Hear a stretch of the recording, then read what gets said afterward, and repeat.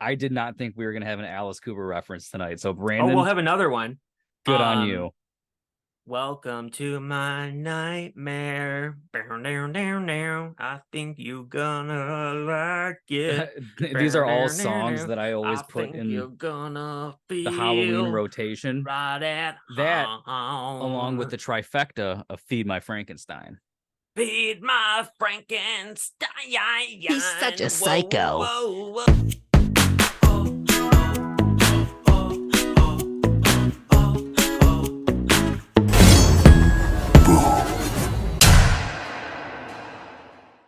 Hey everyone, and welcome to Why You Still Here, the show where we talk about whatever we want. And Lucas, why are we still here today?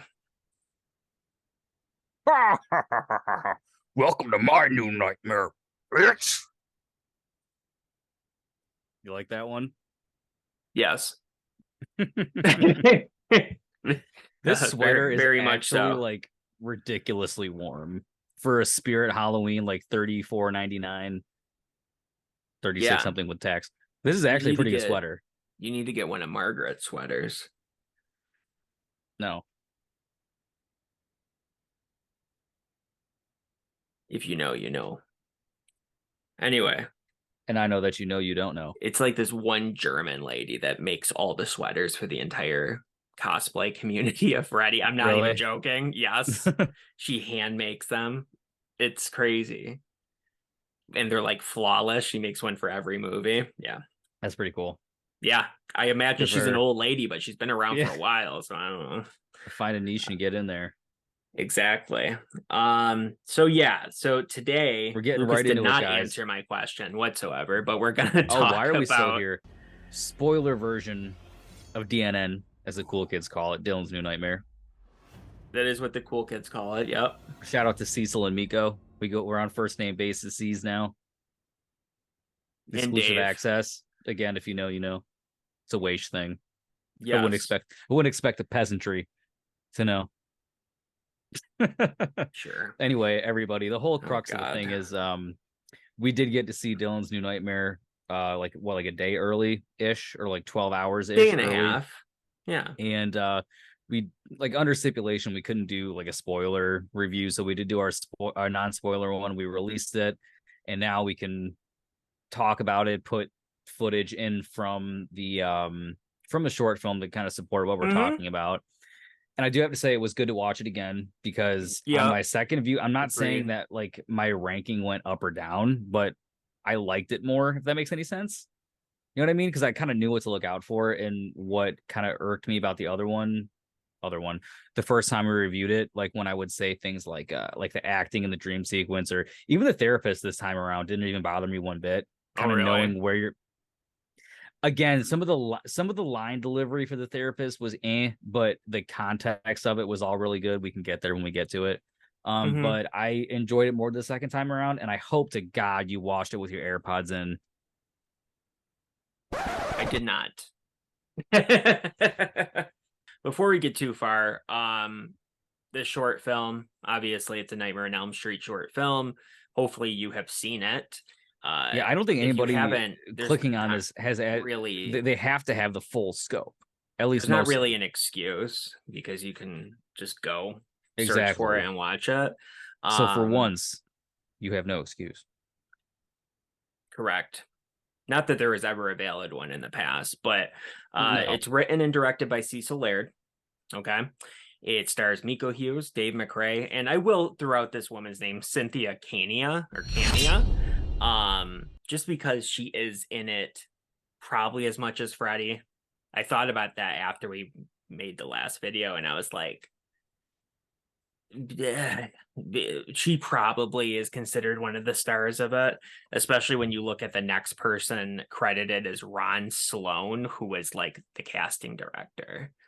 So, well, I mean, also in a 34-minute thing, how hardcore can you really dive into it? You know what I mean? Yeah. You have two people you're following, basically, and then you have your supporting cast. That's how I look at it. Sure. I mean, until we get more. That therapist, though, too.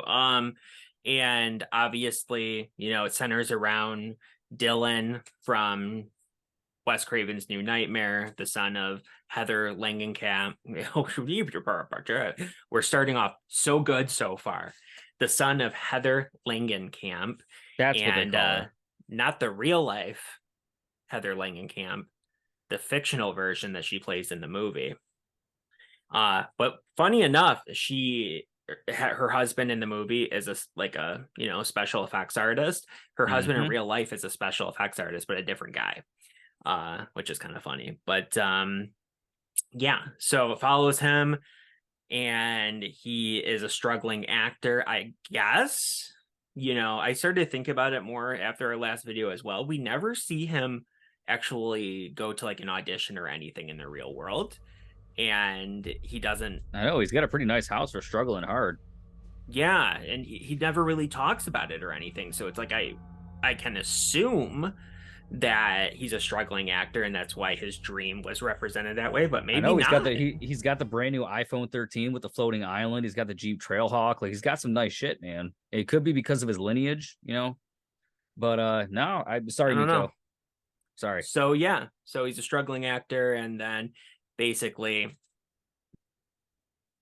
okay, and again, when I say that as like his stuff that he owns, I'm saying that kind of as a joke. I understand it's a short film and you got to use what you have. That was a joke. I don't think people even paid any attention to it. I just noticed these things. I certainly wasn't. Well, that's what I'm saying. I'm me. You're well, Yes. My internet is unstable, so if I pause a bunch of times, that's the reason that's why. Great. But you could just speed it up or something and post. Anytime I see you slow down, that gives me an idea that I'm slowed down on your end, and I'm just not going to talk during those moments. So hopefully we can. Good foresight. Yes. Yeah.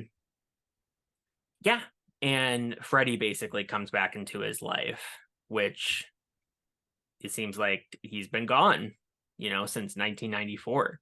And now he's back. It was a good year. Back, the man behind the mask, and he's out of control. He's back, the man behind the mask. Jason, I'm talking to you. Well, I'm not sure I really understood it all. Then let me explain. So back to Dylan's New Nightmare.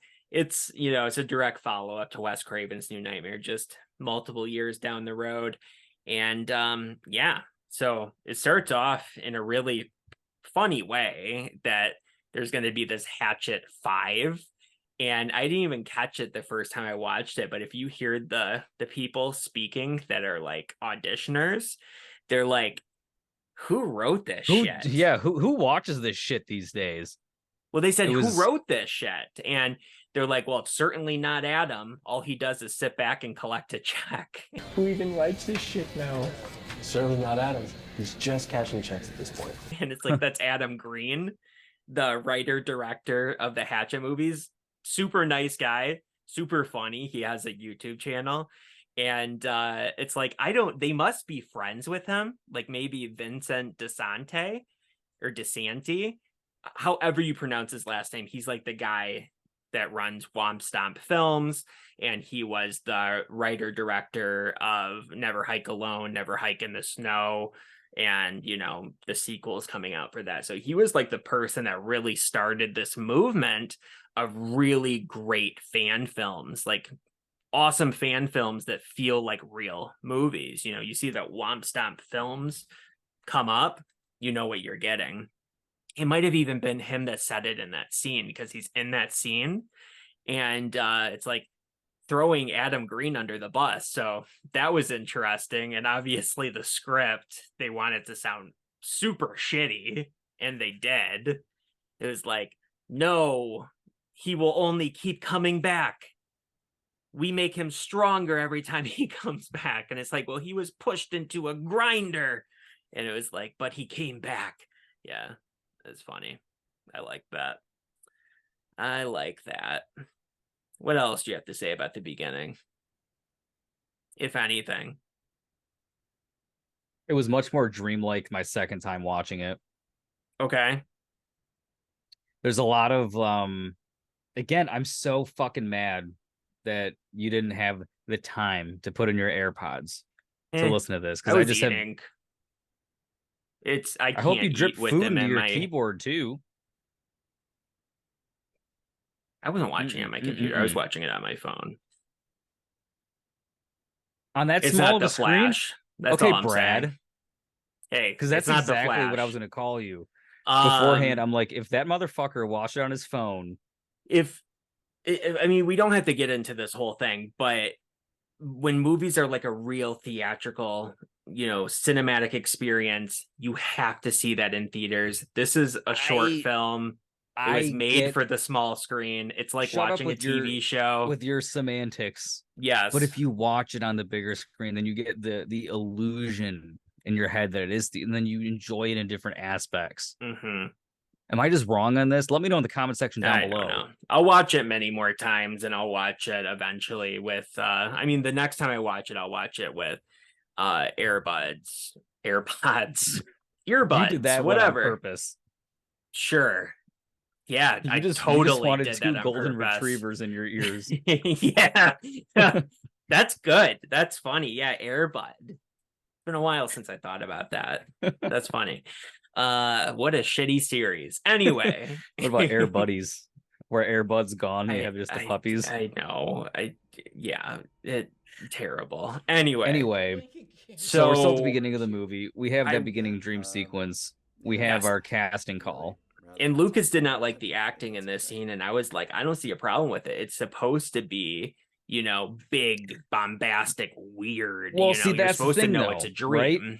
But that's the other end of the coin. You're watching a fan film. How many fan films have you watched that sound like they're just reading paper, like script to screen, where it doesn't have that inflection?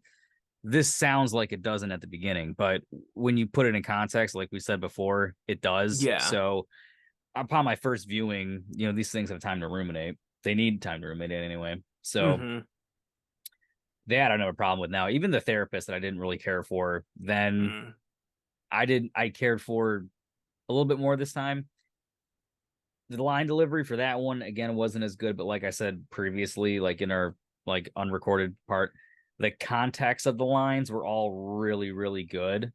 Even down to what, the therapist said about all the horror movies and about his mother and kind of sly things here and there. And it seemed kind of dark, like she was prodding. You didn't know if it was the real therapist or not. So I mean, yeah. The well, movie needs time to flesh itself out. That's the biggest thing. It's too short. There's not enough Freddy. It needs to be a full feature-length movie because it's pretty damn good. Yes. And I have a theory I will share with at the end of this video. But so Freddy rises basically from the body of that casting director. And it's so cool. They started off with the lights, that light that goes on over his shoulder that has really good. See, we talked about the sound design in our previous video. The sound design is so good. Eamon Irish, I'm looking at you. Because you really they really make sure that you hear that light, that light feels like a punch, right? Even though it's so far away from him, but it's Freddy, right? And you can also hear Freddy's laugh as this thing begins as well, very subtly. But yeah, and there's that transition where he flips the table and it goes from I don't know what it goes from. It goes from dream to nightmare, I guess. I don't know what you'd call it because it doesn't go from the real world to a dream, but it just everything changes with that. And also the casting director becomes Freddy with pushing the table over. And I really like that. That's the same kind of thing when Dylan wakes up and has that transition of him leaving the dream world into the real world. The editing was outstanding as well. I did not, unfortunately, look up who the editor was, but we'll put it right here. Ding, ding, ding. I wish I could pull up those cones the air traffic controllers use. Anyway. You do not need any more props on set. I'm gonna get those. Don't you worry. And then we see Freddy walk on the wall, which is a very I love Freddy that thing because to do. It was obviously done practically. There was no CG for that, and it really brings you back to Nightmare 1 in a lot of ways. Yep. Agreed. But also Wes Craven's New Nightmare. I mean, the whole thing, Again, like, for ever sure. play Skin the Cat, you know, that whole kind of thing, where he kills Julie the babysitter in the same way that he kills Tina in the original, and that whole thing is just so badass. But yeah, I liked it. I assume Dave McRae was like standing like on a ladder or something, like kneeling down, like making it look like he was when they were both in the same shot. I assume. I don't know. Yeah, so that was super cool. And I gotta be honest, this is gonna make me look like a massive dumbass, but I did not notice that when they focus in on his shirt. I'm just like, that was a strange thing to focus on. On the back of the where it's like on the back of the on the chair. Yeah. Huh? Was it scratched or was it just wrinkled to look like Freddy? It's funny that you didn't even get it either. It is destroyed. It is scratched. It has 4 scratch marks in it. I thought it was just wrinkled in a pattern. I didn't think it was scratched. Yep, it's scratched. It's literally not even just scratch. It's destroyed, like sheared. And I did Dylan's not catch blue that. shirt on the back of the chair. Yep, halfway through the movie. He pulls it off. It's right at the beginning of the movie. So he pulls it off, and I'm like Miko Hughes has some muscle. Quarter and where he's looks like a cloud when he's walking around by the Pac-Man machine. Yep, exactly. Yep. So he pulls off that shirt, puts it on the back. Oh, and of he's the doing chair, the laundry, and he throws it in the camera. Nope, that's later on. Okay. So the camera goes in and is like, and focuses in on the shirt. And the first time I saw it, I was like, what? And then it was like, yeah, no, it's scratched. Probably not the best idea to use a black shirt like they did, but still, you know, it would have been more obvious with the lighter colored shirt, but you know, you live and you learn. And then it's reinforced later on when he is doing his laundry. He tries to call his mom. Freddy's on the phone. And you know, the woman at the sanitarium and stuff, he picks it up, he sees that it's ripped, he like puts it up, and you can actually physically see him look through the rips, and then he walks over to the garbage and goes, fuck you, Freddy, and then throws it into the garbage at the camera. So his shirt is like this, you see it twice where it's just completely sheared, but again, hard to see on a black shirt. And he goes to the therapist, and yeah, you know, and he sees the therapist dying. Was that like him looking into the future? Or was it just like some artistic liberty of just using the same shot, you know, that they had already shot for her actual death later on? I don't know. I wondered that. I'm probably thinking about that particular moment too much, I guess, but you know, it's just I know you're obsessed with the therapist. Yeah, I'm the one obsessed with the therapist. If you count the amount of times that the person that like each of us have named therapist in this video, I think I did it twice and you did it multiple times. Well, I was proving a point. Anyway, so the therapist, see, there you go again. Anyway, that was pretty good. Anyway, so I'm confused what's even going on, but that's not necessarily anything special or new. He sees her dying though, and it is obviously taken from the shot later on. So it's like interesting. I don't know what to make of that. Like, was he having like a vision or something?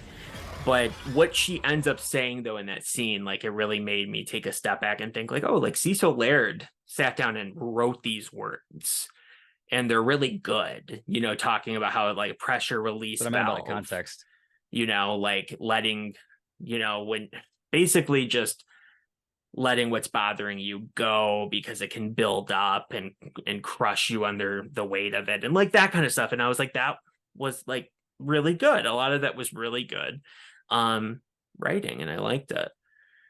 Yeah. I thought it was badass going back to every movie where Freddy like pushes himself through like a wall, like in the first movie, or in the bathtub where you see the claw come up between Nancy's legs. The fact that his claw comes up next to Dylan on his bed, and it's almost like a shark, you know, coming across the screen, and then he pulls himself out of the bed, and that entire scene was awesome. Like Dave McRae, we haven't really mentioned him up to this point. We did in our first video, but he was outstanding, absolutely incredible. And like it doesn't feel like Dave McRae. It does feel like Freddy. And it was all of that, pulling out the trench coat, putting it on, or overcoat rather. Trench coat is slightly different, but all of that, the overcoat and the hat and everything, and like, you know, moving his neck, and you can hear his bones like cracking in him, and you know, all of that, and being like, fuck you too, kid, or whatever he says back, obviously from earlier where Dylan throws the shirt into the garbage. And my favorite part, not my favorite line, but my favorite part was him walking past the camera and doing this with his finger, and then the light turning out. So that was great. Yes. So what's the next part, lady? I don't know. You watched it just like I did.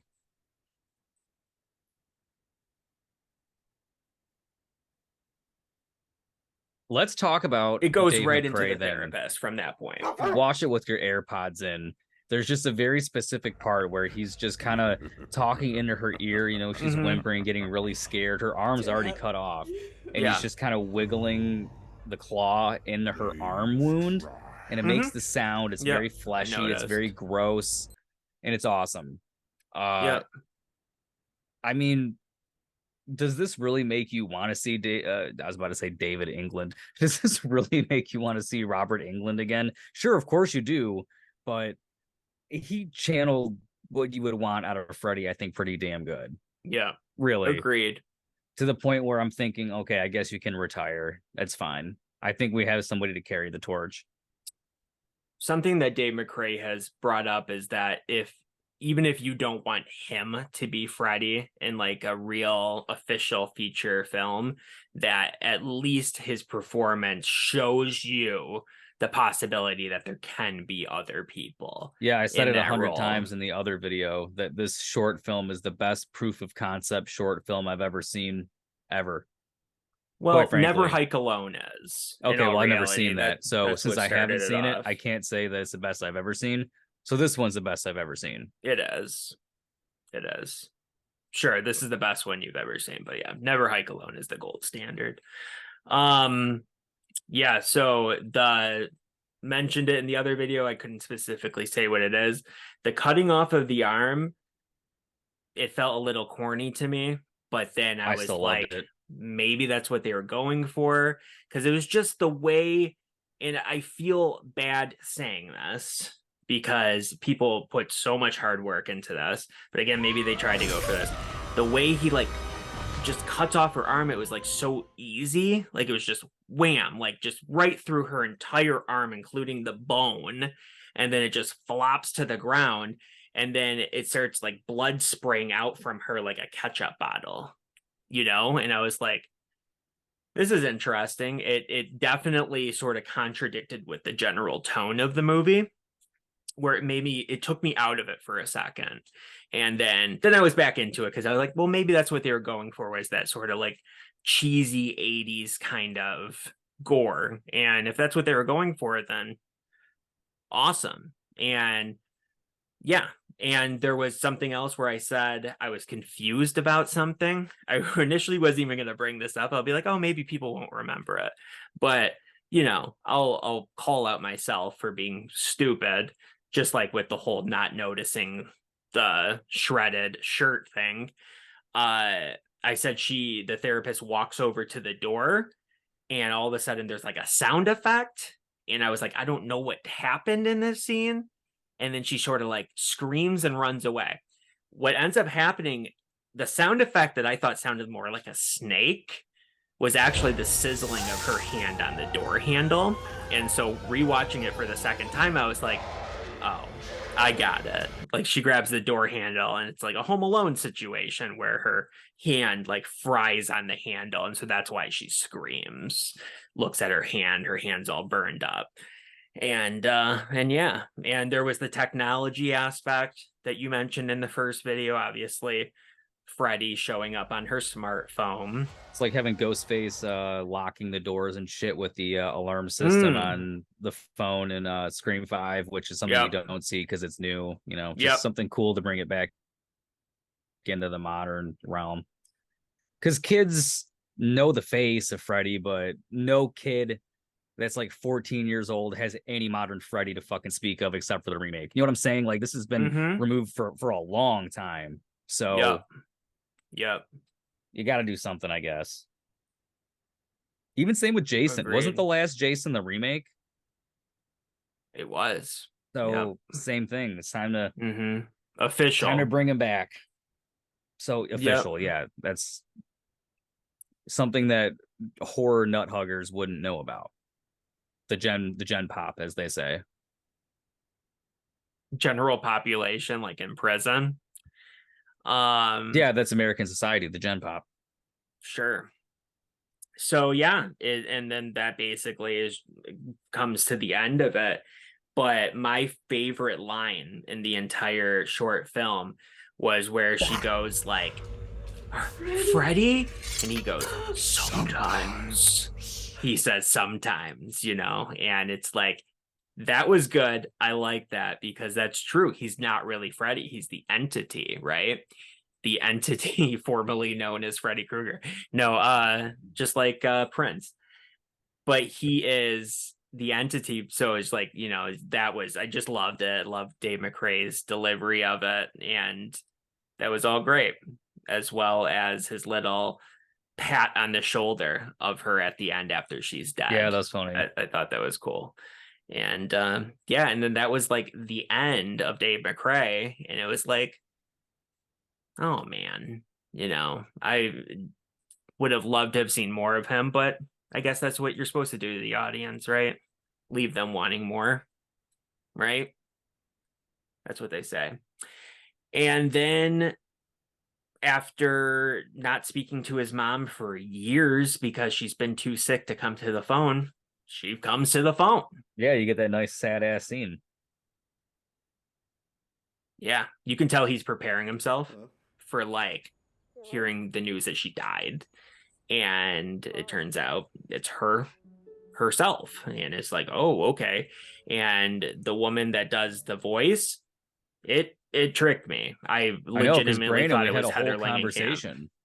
He thought it was Heather Langenkamp. I was had like, to go in the trailer, yeah, or the I'm sorry guys, it's really late. We had to go in the end credit sequence of the unlisted video, and we're doing the review to like actually look it up, and it was I'll put her name up here. I don't remember what it was, but it was not Heather Langenkamp doing her own. It was voice. not. Yeah, I was like, well, if they do a sequel, then she must be in it because that was her voice. And Lucas was like, I don't think that's what it said in the credits. It was like reverse roles for us. I know, right? For once. Real Twilight Zone situation. Yeah. So, why she contacted him? Probably because of Freddy, maybe affecting her in the institution. I don't know. We'll see. And then in fact, with the way the whole movie is framed and shot, I don't know what of it is reality and what's not. That whole movie seemed like a dream sequence. I don't know either. And for some reason, the first time I watched it, I thought Rex was just sitting there outside of his like bedroom door, but you can see it like a box fell over of his childhood stuff, and Rex fell out of it. So he takes that Rex and, sets it aside. Rex is the protector, of Dylan. And so I have a theory that I was thinking the very first time I watched this, and I was just thinking it even more with this one. And I assume that Cecil Laird probably has this planned out a little bit, but did I freeze it all?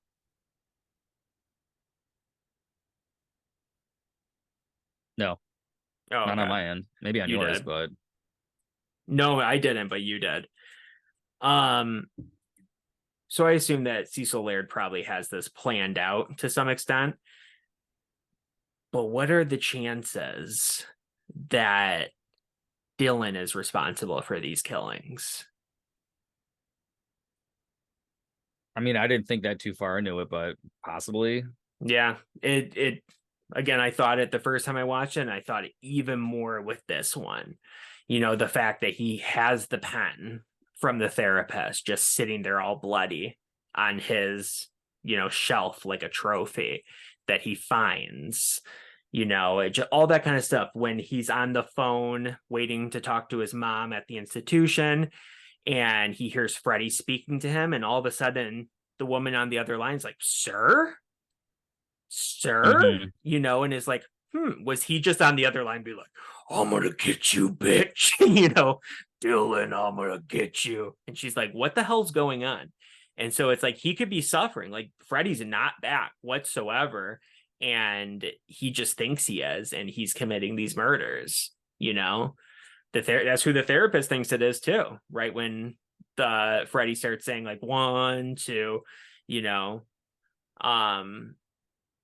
goes through that whole thing, makes his own version of it, and she's like, Which is awesome. Dylan, it was awesome. She's like, Dylan, is that you? But yeah, so just throwing that out there that maybe it's all him. I don't know, and could very well be, because like you said, the entire movie, you can't really tell if it's dream or reality. But again, or it's like whatever. minus the credits, because we keep saying it's 34 minutes. It's really not a 34-minute movie. It's like 27 minutes and change. You know what I mean? If you factor in all the ends. So I mean, what can you really do when you're not even sure you're going to make a second one? So I don't know if like this is too much of thinking into it. So I guess there's that aspect of it. So maybe I didn't like delve too far into it. My expectations, I think, were a lot different than yours. Like we approached this two different ways. It's planned. Dave McRae said that when it was originally going to be 4 more movies, 4 more short films, I think that Cecil Laird has it all planned. He had a conversation with Dave McRae where he wants to go with it. It blew Dave McRae's mind. So it is all planned, the entire future of where this is going. So maybe because I had that in mind, I was looking at the future as well, but I would not be surprised if that's where it's going. And I wouldn't care. I'd be fine with that. I mean, he seems ridiculously unstable. And again, he's shredded. So he could be taking people down left and right. You didn't see Freddy do anything particularly supernatural. So I don't know. What do you guys think about it out there, though? Let us know. And when the credits hit, it's Dylan's pajamas from Wes Craven's New Nightmare that's being focused on, which is super cool. Probably the ones that were actually used in the film. I know that Miko Hughes has a ton of his screen use props still to this day, including Iraq's. I think he might have 2 of them. But yeah, and that was cool. And then that ICP sounding song that The starts best one that is moment. totally not confusable with anything else to ever prove Brandon wrong in a moment of just sheer. Wouldn't this be so funny if he was wrong? Let me just get this video out in like hours. Yeah, One let's audio say that message from Brandon. Lucas managed to get that video done Hello? in the time span of like a day, like 24 hours, if that. And Yeah, that was an impressive that was turnaround. incredibly impressive. But he thought he was going to be sneaky, and he thought that I was talking about the song, which I almost didn't even mention it, which is 2 songs mashed together. Actually, it's Dream Warriors by Dokken, and it's Running from This Nightmare by Tuesday Night. Tuesday Night, the star of Nightmare 4. And those 2 songs were mashed together. It's super cool. I only thought it was Running from This Nightmare when I heard it, and I was like, this is so badass. Freddy fans are going to go wild for this. Little did I know Cecil Laird had posted a music video for it like a month ago. So whatever. And then so we talked about that. Lucas is like, no, I know totally what you're talking about. And then I was like, and then the credits were like this like ICP like gangster rap kind of song. And then he plays that song. He plays the Running from Your Dream Warrior song. And I'm like, no, what? Of course that's not like an ICP song, but I hope It was when you all rewatch it today, all in the you name saw exactly of what I was comedy talking about. and all in the name of getting us those 150 views. Yes. Because nobody gives a Lucas, fuck about Gran Turismo. traditionally, when he calls me out on things, they're massively accurate, and I think they're funny. This I thought was funny, but in a completely different way. But whatever. Yeah, why don't I'm you care generally about Gran hilarious. Turismo? You don't even have to care about the movie. Just go watch that video. It's really good. I think you might enjoy it. Anyway, So we're at the end of the movie, Brand. Is there anything else we need to say before we talk we about just need acrylic to rate sweaters it. and Hansel and Gretel? So I'm we still going to stick rated with my it 8.75. in the first video. I didn't change. I'm still where I'm at. Yep. And I think that I gave it an 8.5, and I'm going to stick with that at the moment. But Oh, I thought you were going again, to switch the Lucas rating. completely contingent on getting more, because I absolutely loved it and I adored Dave McRae's take on the character. I would love for some more. Anyway, we're holding you guys hostage. We apologize. I know We'll it's see getting you late, in the and next video. we do need to go to sleep. And Eh, where would you like to sleep, Dr. Chalice? that's a dumb question, Miss Grimbridge. I had to do it. It was just perfect. Oh, Bye, my everyone. God. Bye, everybody.